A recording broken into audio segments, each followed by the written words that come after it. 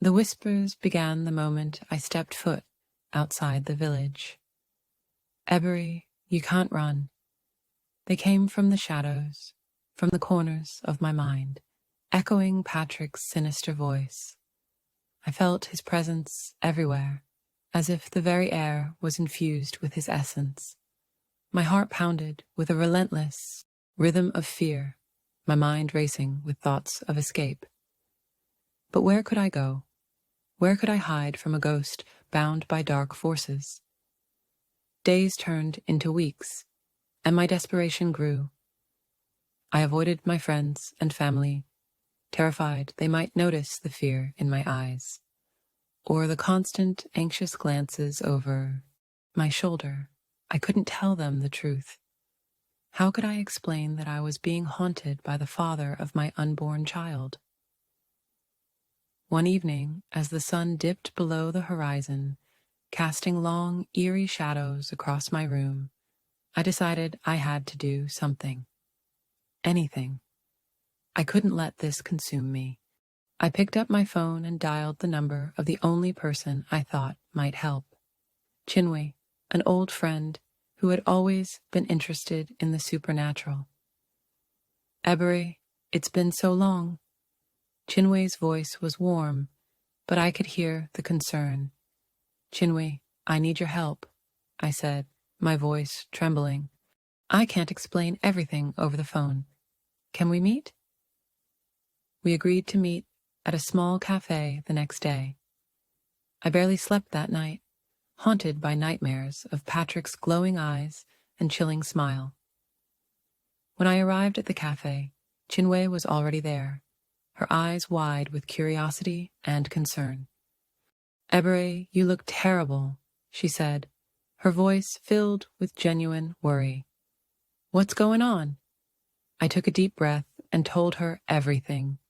The mysterious Patrick, the overgrown house, the haunting village, and the terrifying truth about his dark pact. Chinwe listened in stunned silence. Her face grew, eyes lit up with a glimmer of hope. There's someone I know, an old man who deals with the supernatural. He's helped people with unusual problems before. Maybe he can help you. 2 days later, we found ourselves on a bus heading towards a remote village deep in the countryside. Chinwe's contact, known only as Baba, was said to possess ancient knowledge of rituals and spirits. My heart pounded with a mix of hope and fear. This was my last chance. Baba's house was a small, weathered hut at the edge of the village, surrounded by tall trees and dense underbrush. The air was thick with the scent of herbs and smoke. Baba himself was an elderly man with piercing eyes that seemed to look right through me. Ebery, you carry a heavy burden, he said, his voice deep and resonant. The spirit that haunts you is bound by a powerful pact. Breaking it will not be easy, and it will come at a great cost. I'm willing to do anything, I said, my voice steady despite the fear gripping my heart.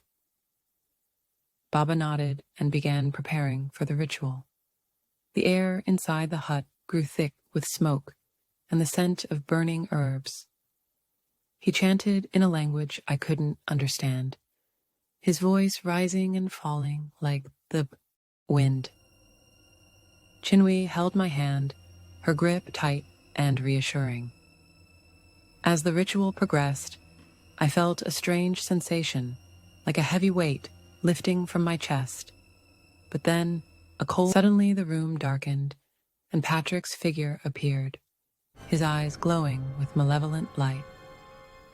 This is your last warning, he hissed. We are bound, and nothing can break it. Baba stood his ground, his voice unwavering as he chanted louder. The air crackled with energy, and I felt a surge, power. Patrick's figure flickered, his face contorted with rage. No! He screamed, lunging towards me. But before he could reach me, a blinding light erupted from Baba's hands, engulfing Patrick. His scream echoed through the hut, and then he was gone. I collapsed to the ground, tears streaming down my face. Baba knelt beside me, his expression grave. "The bond is weakened, but not broken," he said. "You must be vigilant. His spirit will try to return, but now you have a chance to fight." With Baba's guidance and Chinwee's unwavering support, I returned home. The whispers had ceased, and for the first time in months, I felt a glimmer of hope. I knew the battle wasn't over, but I was no longer alone. As the days passed, I prepared for the birth of my child, determined to protect both of us from the shadows that still lingered. I didn't know what the future held, but I was ready to face it, armed with the knowledge that I had the strength to fight back. And now, as I write these words, I can feel a sense of peace settling over me. The journey has been long and terrifying, but I am not defeated. Patrick's ghost may still lurk in the shadows, but I am no longer afraid. Uncover if Patrick's spirit is actually ensnared in the shadows in part 4. Thank you for watching. Like, comment, and subscribe.